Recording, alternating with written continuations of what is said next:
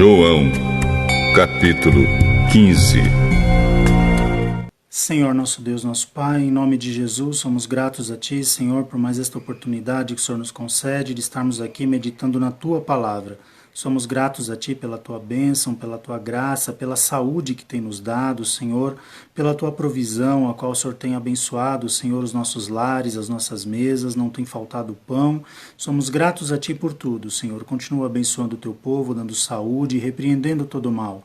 Apresentamos a Ti também, Senhor, o Teu servo, o pastor José Gomes, a irmã Júlia, em oração, a qual estão se recuperando, estão ali em tratamento, Senhor, e nós cremos que a saúde dos Teus filhos será restabelecida por completo. Peço a Ti também pela vida da irmã Rosinha, abençoa a Tua filha, Senhor, da graça, faz também uma grande obra na vida dela, em nome de Jesus. Todos aqueles, Senhor, que estão passando por alguma dificuldade, que estão enfermos, Senhor, estende a Tua boa mão de poder, da graça, livra de todo mal. Ajuda-nos também agora, Senhor, a meditarmos na Tua palavra, nos capacita, nos dá graça para que o Teu nome seja glorificado. Assim nós oramos e já Te agradecemos no nome santo de Jesus. Amém.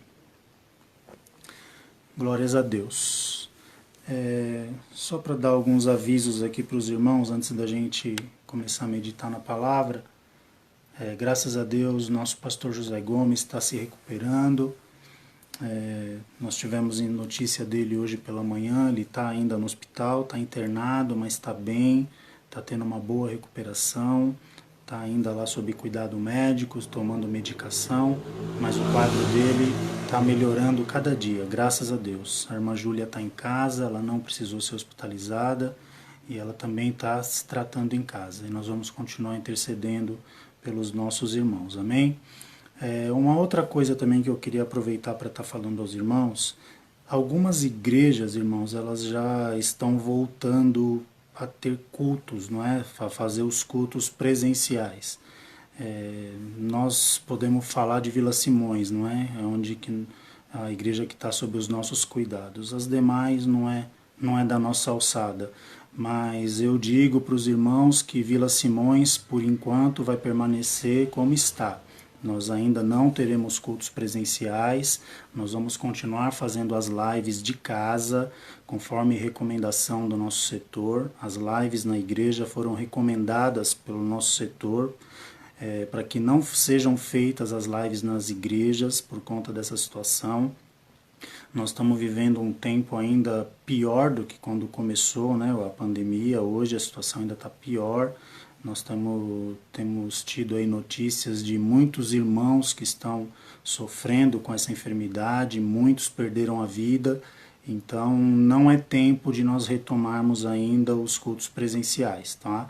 Então, se o irmão vê igreja A, igreja B ou igreja C fazendo culto presencial, cada um sabe de si. Por enquanto, conforme recomendação setorial, nós não estaremos fazendo os cultos presenciais neste momento. Vamos continuar com as nossas transmissões como a gente tem feito desde o início. Amém? Nós vamos estar meditando um pouquinho na palavra do Senhor. Gostaria de convidar os irmãos a abrirem suas Bíblias. Evangelho, segundo escreveu São João, capítulo 15, nós vamos ler a partir do versículo 9. Evangelho de Jesus Cristo, conforme escreveu São João, capítulo 15, a partir do versículo 9. Diz assim: Como o Pai me amou, também eu vos amei a vós. Permanecei no meu amor.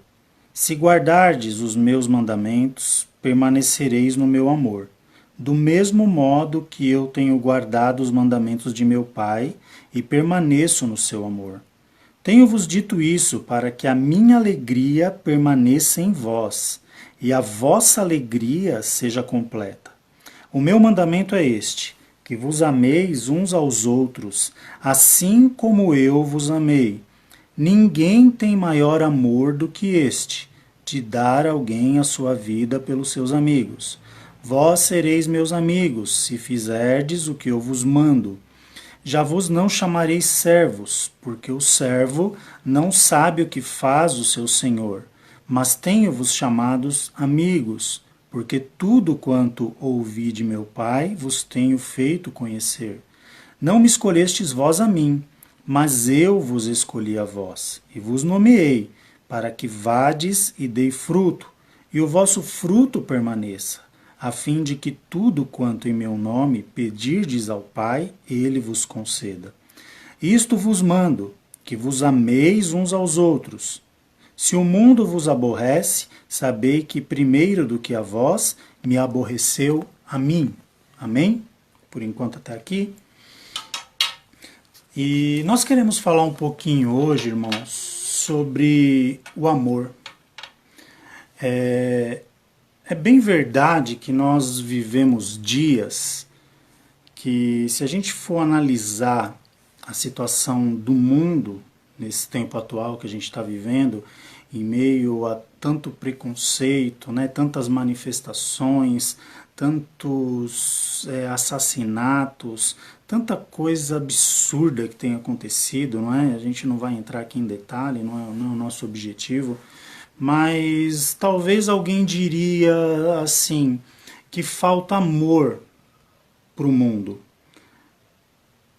Eu não sei se o termo correto seria esse, de faltar amor, porque o amor ele é mais complexo do que a gente imagina para ele ser entendido. Eu, na minha concepção, na minha humilde concepção, o que falta ao mundo é o entendimento do que verdadeiramente é amor. Porque se você parar para observar, amar, todos dizem que amam, não é? Mas precisa ver o conceito do amor de cada pessoa. Tem um vídeo que é interessante, que ele ilustra uma situação, um rabino que fala sobre esse vídeo, e ele fala que muitos têm o amor do peixe. Eu não sei se algum dos irmãos já viram, provavelmente alguém já deva ter visto esse vídeo. É um vídeo que circula bastante aí na internet, nas redes sociais, é bem conhecido.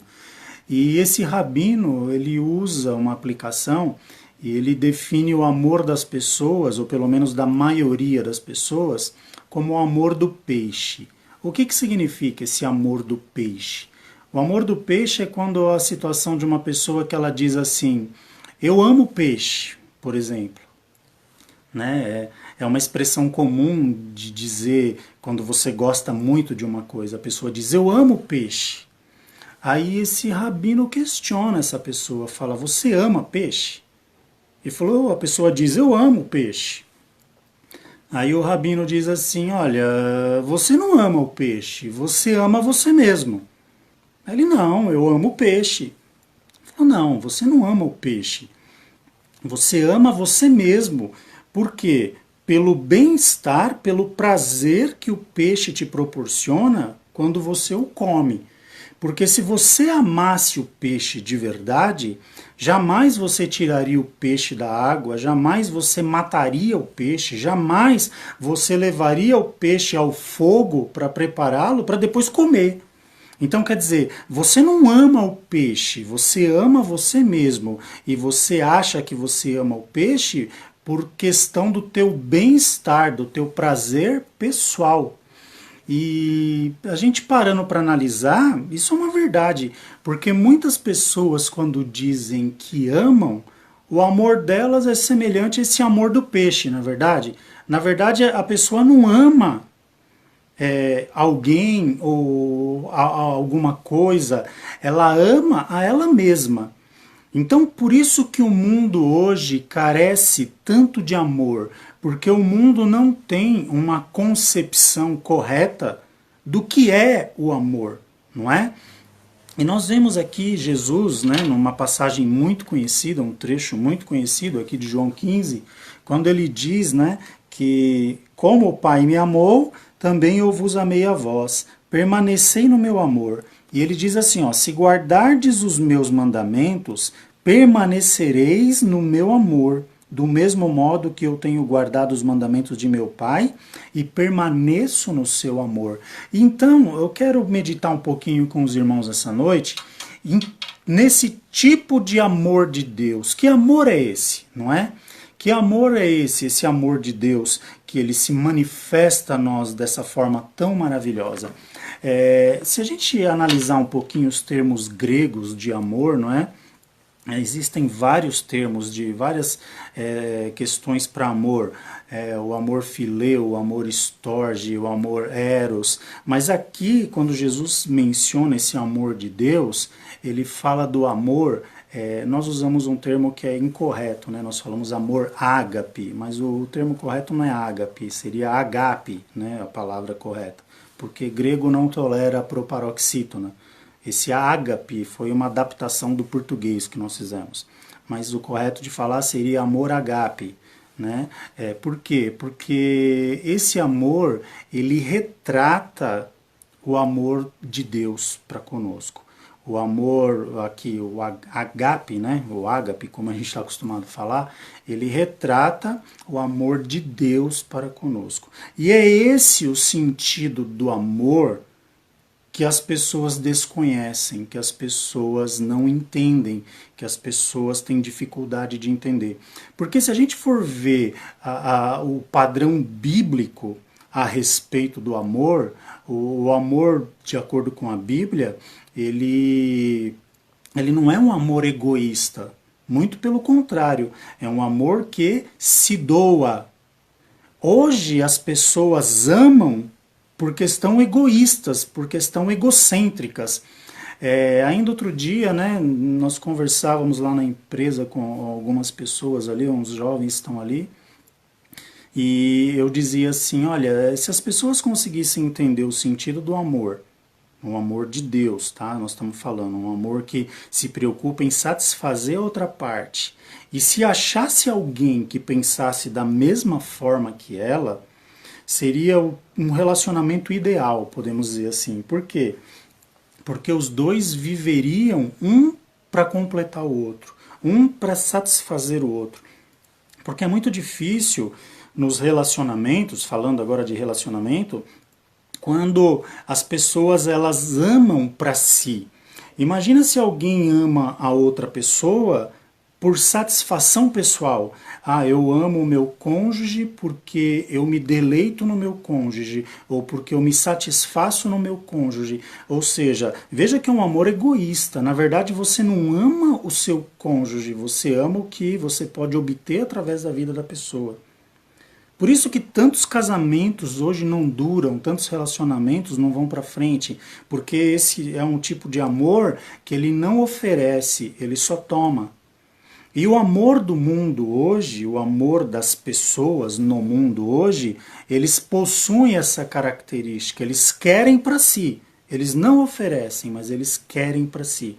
Por isso que o mundo ele é tão carente de amor. Por isso que o mundo não compreende a questão do amor bíblico, do amor de Deus, um amor que se doa, um amor que oferece algo ao próximo e não que pensa somente em tomar.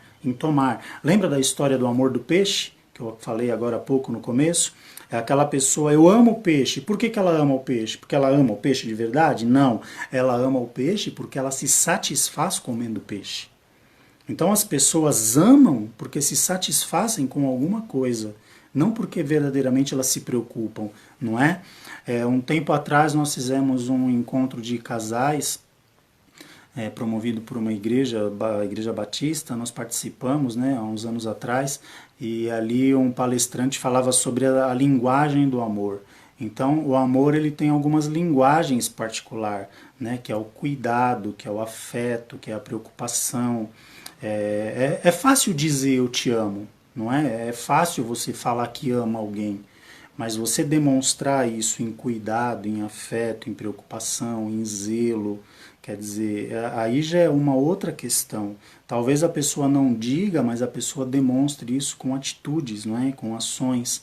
Então, tudo isso leva em conta. Mas o fato é que nós vivemos um tempo hoje em que esse amor de Deus, ele está em falta. As pessoas não têm ciência, ou as pessoas não têm um conhecimento, elas não sabem o significado legítimo do amor. como eu falei, as pessoas, nós vivemos hoje em tempos que as pessoas são cada vez mais egoístas, não é? As pessoas buscam parceiros perfeitos, esteticamente falando, vamos dizer assim, com corpos perfeitos, aquela pessoa sarada, né, como dizem, com um corpo ali escultural, seja homem, seja mulher. Quer dizer, por quê? Porque ela quer se beneficiar, ela não está preocupado em satisfazer no sentido de preencher, de oferecer algo para aquela pessoa, mas ela quer se beneficiar por aquela situação. E isso, se a gente parar para analisar, não é um amor bíblico, não é um amor de verdade. Isso pode ter N nomes, paixão, a pessoa pode estar com afeição. A paixão dura pouco, paixão é uma coisa carnal, né? É um desejo, é uma atração carnal que não dura em si mesmo. Se a nossa vida fosse regida pela paixão, então, por exemplo, quando a pessoa ela adquire uma certa idade, que ela muda a sua fisionomia, o seu aspecto, a idade chega, a gente vai mudando, o nosso corpo vai mudando, então aí perderia o encanto. O que acontece com essas pessoas que se amam a vida toda? É porque elas descobriram o amor verdadeiro, não é? Então aqui Jesus ele está falando uma questão de amor. Veja bem, quando ele diz aqui no versículo 11, ó, tenho-vos dito isso para que a minha alegria permaneça em vós e a vossa alegria seja completa. Por que tem tantas pessoas que não possuem alegria em si e a alegria delas não está completa? Porque elas não descobriram esse amor de Deus. Elas não descobriram o que é esse amor de Deus na vida delas. E Jesus ele vem seguindo aqui, instruindo. Ó, o meu mandamento é este, que vos ameis uns aos outros, assim como eu vos amei. Alguém sabe aqui, já parou para pensar como Deus te amou? A maneira que Deus nos ama? Eu costumo usar uma ilustração. De vez em quando eu falo isso na igreja e, assim, eu acho que retrata bem essa questão, tá? Tudo que a gente for usar para tentar explicar o amor de Deus não vai ser suficiente, porque a própria Bíblia não define o amor de Deus. Tanto que se nós pegarmos lá o texto áureo da Bíblia, né? João 3,16 diz, e Deus amou o mundo de uma tal maneira que deu o seu único Filho para que todo aquele que nele crê não pereça, mas tenha a vida eterna. Por que ali nós vemos a palavrinha ali, Deus amou o mundo de uma tal maneira? Ou seja, uma maneira que vai além da nossa capacidade de entender. Não existe uma palavra em língua inteligível, vamos dizer assim, que pudesse definir o amor de Deus para nossa total compreensão.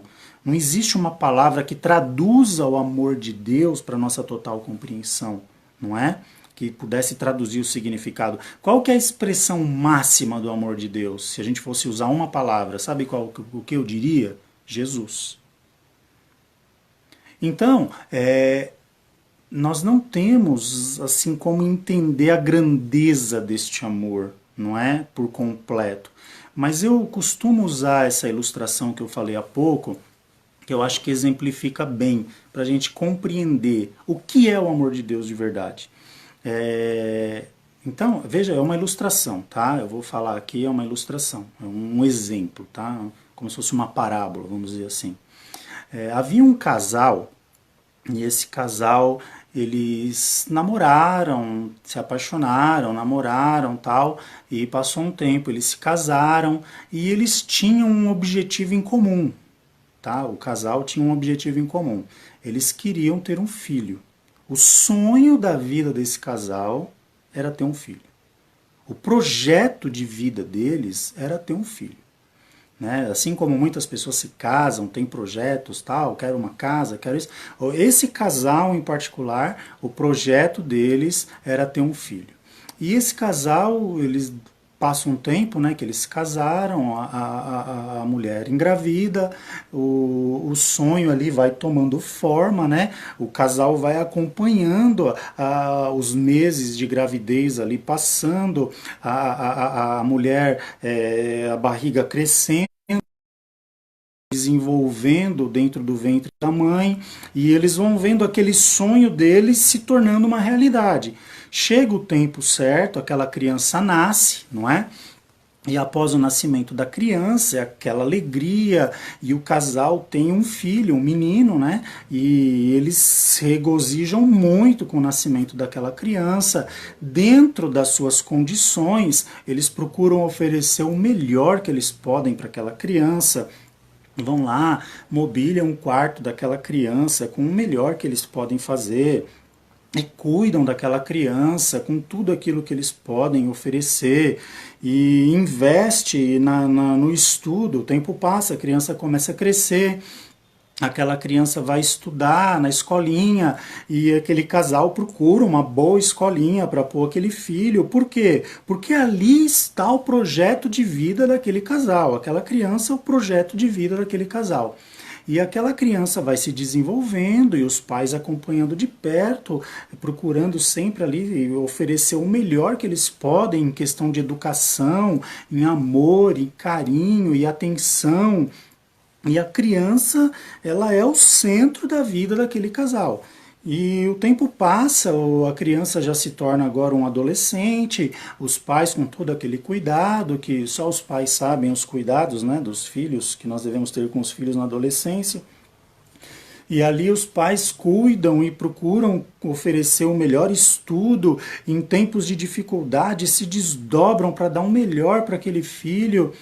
Até que o filho chega a uma certa idade, onde ele já ali alcança uma certa maturidade e o filho já tem um sonho, já foca uma carreira para a sua vida. Os pais fazem ali um sacrifício para pagar um estudo para aquele filho, investem na vida daquele filho, colocam aquele filho para estudar em um outro país, para fazer uma universidade fora do Brasil, tudo tendo em vista em oferecer o melhor que eles podem para esse filho. E o tempo passa, esse filho volta ao Brasil, agora formado, um homem feito, já com uma boa profissão. Esse filho já volta agora pagando os seus gastos, já mantendo a sua vida, bem empregado. E um dia esse filho vai visitar os seus pais. E quando ele vai lá, passa uma tarde ali junto com seus pais e se abraçam e aquela coisa, aquela saudade dos pais. E ainda o pai brinca com o filho, fala assim, olha, ele pega um papel, né, marca o número do telefone da casa dele e põe no bolso do filho, né, e fala, ó, isso aqui é para você não esquecer de ligar pra gente, ó, meu número não mudou. Brincando com o filho, não é? E o filho vai embora daquele dia alegre da casa dos pais e o filho vai, né? Ele desce ali, os pais moravam num prédio, e quando o filho desce o elevador, que ele sai do prédio ali para ir ao seu carro, para ir embora para sua casa, na esquina ali uma pessoa vem para assaltar o filho, né, desse casal, já um homem, né? E quando essa pessoa anuncia esse assalto, uma pessoa que devia estar ali bêbada ou drogada, ela vem para querer roubar o carro daquele rapaz, ele esboça uma reação e o bandido dispara 2 tiros no peito desse rapaz. Quando ele dispara esses 2 tiros, vinha passando uma viatura no local e logo a polícia já pega o bandido em flagrante, não é? Os policiais viram ali praticamente tudo o que aconteceu, já pegam esse bandido em flagrante. O moço já caído no chão, desacordado, sangrando, com 2 tiros no peito, e os policiais ali desesperados, chamando a ambulância e querendo socorrer. Um dos policiais enfia a mão no bolso e acha um papelzinho com um telefone. E ele liga para esse número de telefone, né? E uma pessoa atende, ele fala, ó, você conhece o fulano de tal? Aí a pessoa que atendeu falou, conheço, é meu filho, ele acabou de sair daqui de casa. Ele falou, onde que o senhor mora? Ele falou, eu moro aqui na rua tal, esquina aqui. Aí o policial viu que estava em frente ao prédio, né, do endereço ali que o pai havia falado. Falou, olha, aconteceu um problema, seu filho sofreu um assalto, é bom o senhor descer até aqui. Quando aquele pai desliga o telefone e entra ali às pressas ao elevador, que ele desce, E ele chega lá fora, ali na esquina do prédio onde ele morava, ele vê aquela cena, o filho baleado, caído no chão, já sem vida. Aí eu pergunto, os irmãos entenderam toda a cena que eu narrei aqui, né? Eu pergunto, o que eu ou você, o que nós faríamos numa situação dessas? Todo o teu projeto de vida, todo o investimento da tua vida, aquilo que você mais sonhou, aquilo que você mais amou, agora que você viu que o projeto estava concluído, que o filho tinha condições de andar por conta própria, ele sai da casa dos pais e poucos minutos depois, o pai se depara com o filho caído ali, morto ao chão. Tudo aquilo que esse pai e a mãe investiram foi arrancado por uma outra pessoa que talvez não tinha nem consciência direito do que estava fazendo, de tão bêbada ou drogada que ela estava. O que eu ou você faria nessa situação? Quer entender um pouquinho do amor de Deus? Talvez a resposta de alguns aqui agora seja, eu mataria, né? Particularmente eu não me admiro com essa resposta, porque o pensamento que vem na nossa mente é esse mesmo. Mas sabe o que esse pai faz com esse bandido quando ele vê o filho caído no chão e ele vê aquele bandido ali ainda sendo segurado ali pelos policiais, mal entendendo o que havia acontecido, o que ele havia feito, e esse bandido é levado para a cadeia? O pai desse menino, desse moço que morreu, vai até o presídio e lá dentro ele abraça esse bandido e ele fala, olha, você tirou o meu filho de mim, mas eu vou cuidar de você. Eu vou colocar você no lugar do meu filho. E aquilo que eu fazia pelo meu filho, eu vou fazer a partir de hoje por você. Talvez a gente ouvindo assim, todos nós diríamos, isso é impossível. Jamais eu faria isso, ou jamais alguém faria isso. Mas se a gente parar para analisar, lembre-se que eu estou dizendo toda essa história para querer exemplificar para vocês, para todos nós, o que é o amor de Deus. Não foi exatamente o que Deus fez por nós? Para pensar. Deus ele envia Jesus para pagar os meus e os teus pecados. Deus ele enviou o melhor que ele tinha. Deus ele enviou o melhor que havia para ser enviado. Deus não olhou para a situação da humanidade e falou, vamos mandar alguma coisa, vamos fazer qualquer coisa. Não, Deus parou tudo. Deus traça um plano de salvação, enviando o seu melhor, o seu único filho. Não está escrito lá em João 3,16? E Deus amou o mundo de tal maneira que deu o seu único filho, o seu filho unigênito, para que todo aquele que nele crê não pereça, mas tenha vida eterna. Quando Deus ele dá o seu filho ao mundo, o que os homens fazem com o filho de Deus? O matam. O que era para Deus sentir ao meu e ao teu respeito? Mas sabe o que Deus faz? Ele nos dá o direito hoje de sermos chamados filhos de Deus. Ele nos amou, ele nos coloca no lugar do seu filho. Ele nos aceita como filho. Veja a dimensão do amor de Deus. Veja a dimensão do amor de Deus para conosco.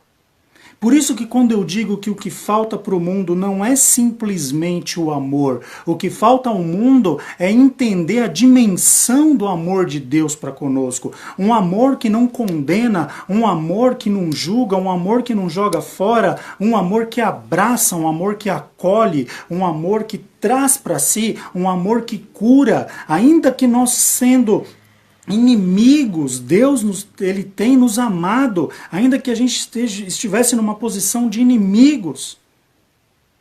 Por isso que as pessoas muitas vezes não têm essa alegria completa em si mesmas, porque elas não entendem o amor de Deus e elas não sabem a dimensão do amor de Deus para a vida delas. Por quê? Porque o amor das pessoas é raso, é superficial, é como o amor do peixe que eu falei lá no começo. As pessoas amam para se satisfazerem e não para satisfazer ao próximo. As pessoas amam porque elas querem ser, de alguma forma, preenchidas e não para preencher alguém, não para oferecer algo para alguém.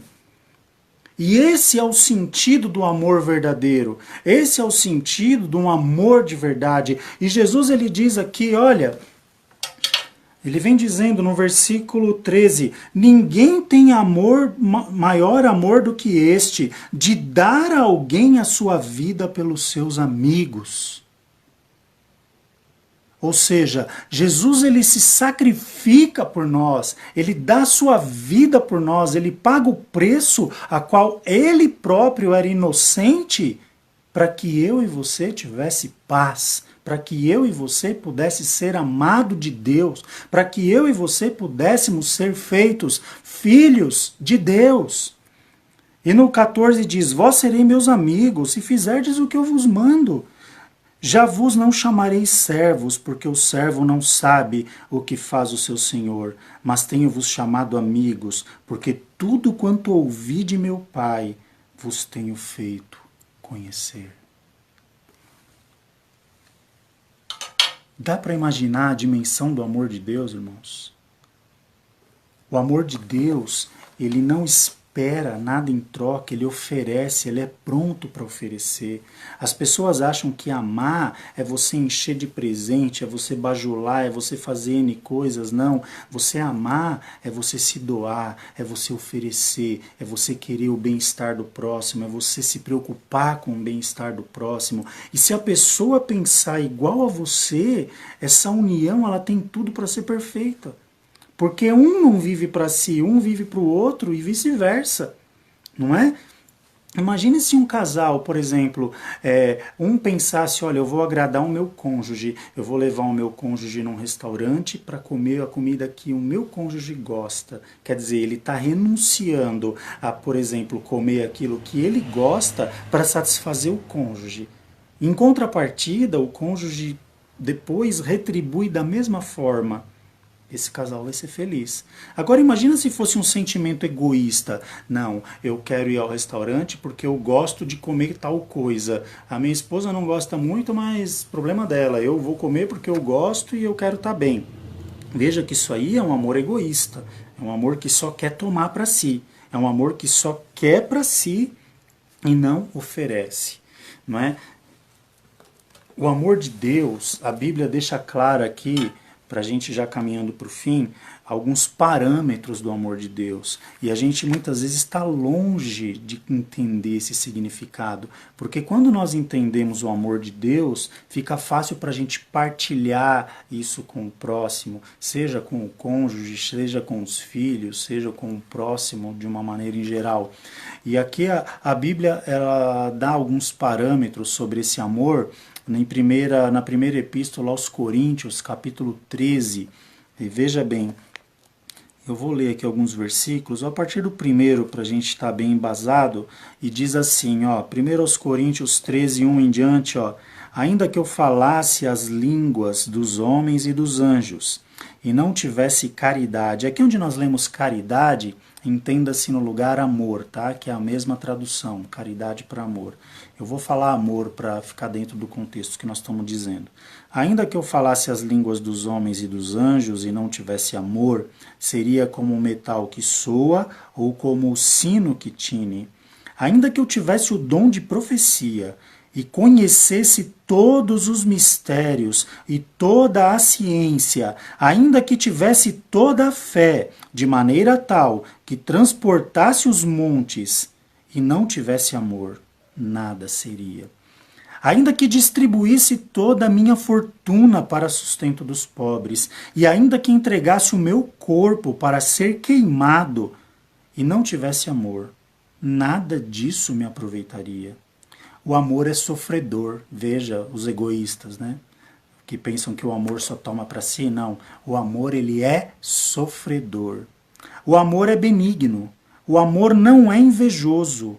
O amor não trata com leviandade, não se ensoberbece, não se porta com indecência, não busca os seus interesses, não se irrita e não suspeita mal.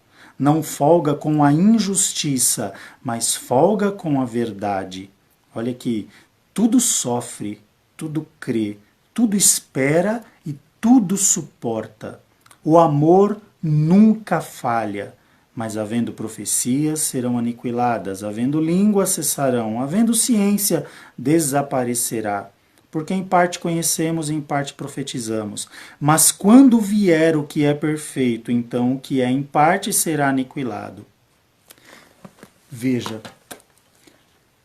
aquele que pensa que o amor é para satisfazer, que o amor é para beneficiar, está totalmente equivocado. O sentido do amor de Deus, o amor é sofredor.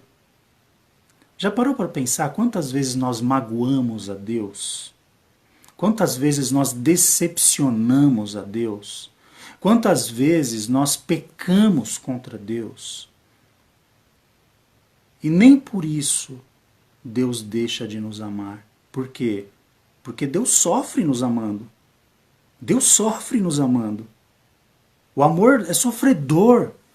O amor é benigno. Ele não suspeita mal, ele não deseja vingança, não deseja o mal da pessoa. Não, antes ele tudo sofre, ele tudo suporta, ele tudo crê, ele tudo espera.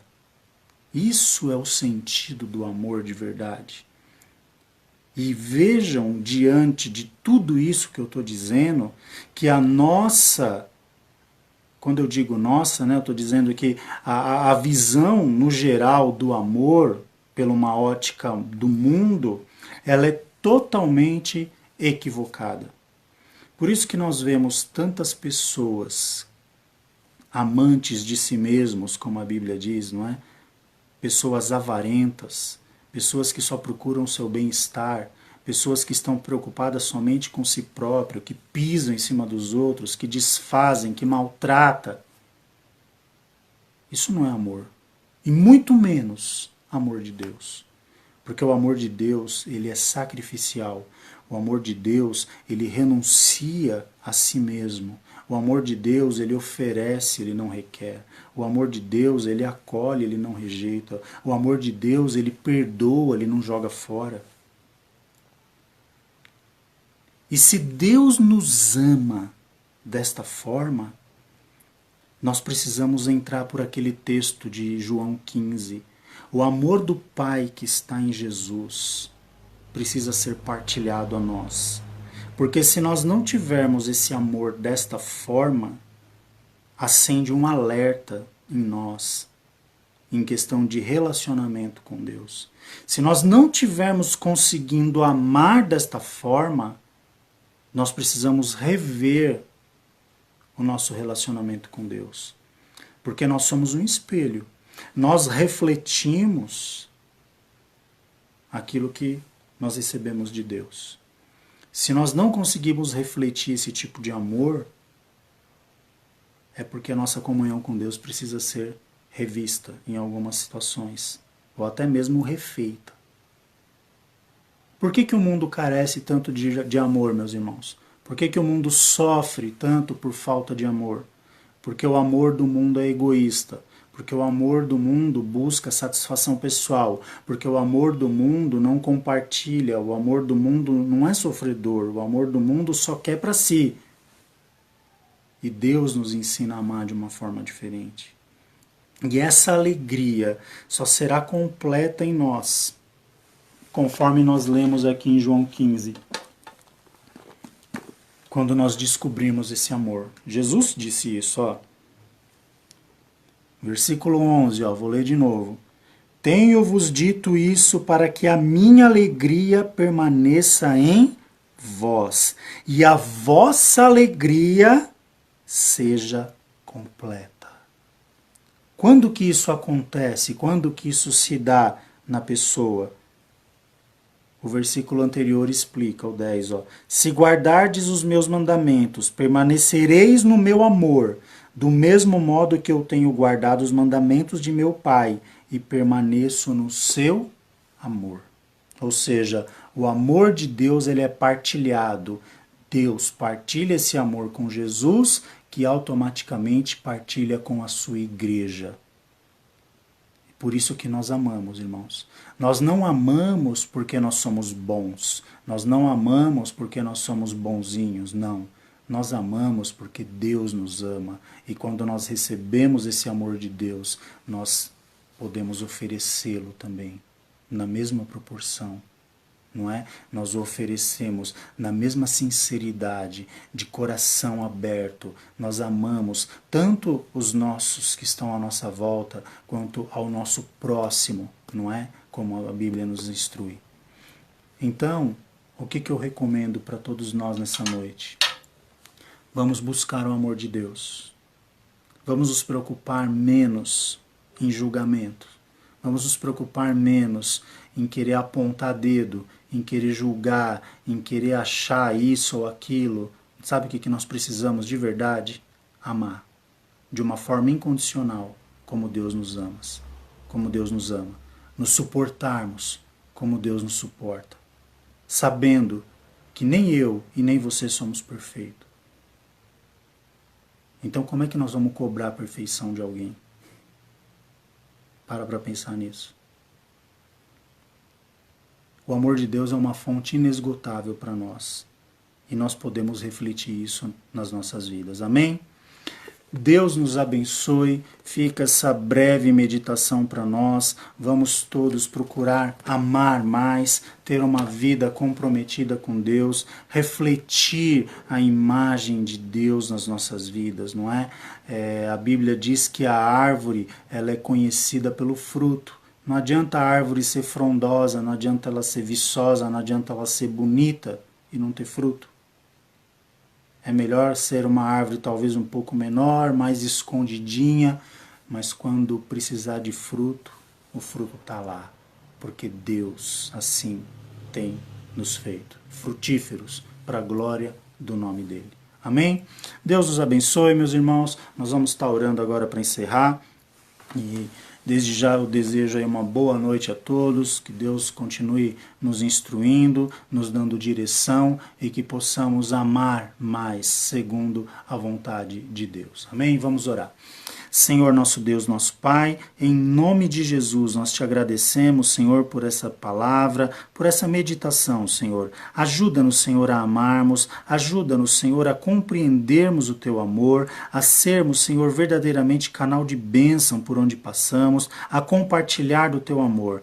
Nós sabemos, Senhor, que o amor, ele tudo sofre, ele tudo suporta, ele tudo crê, e porque o Senhor nos amou e nos ama, nós estamos aqui, Senhor. As tuas misericórdias são as causas de não sermos consumidos, ó Deus. Nos ajuda, continua nos sustentando na tua presença, para que possamos partilhar, Senhor, deste amor com aqueles que estão à nossa volta. E desta forma, o teu nome venha a ser glorificado nas nossas vidas. Te agradeço pelas tuas bênçãos, pela tua mão de poder estendida ao nosso favor, pela saúde que tem nos dado, pelo pão que o Senhor não tem deixado faltar nas nossas mesas. Continua abençoando a tua igreja, guardando o teu povo, abençoa os teus filhos lá em Vila Simões, Senhor, dá vitória para o teu povo ali naquele lugar, continua dando saúde, continua livrando do mal, nos dá uma noite na tua paz, assim nós oramos e já te agradecemos no nome santo de Jesus.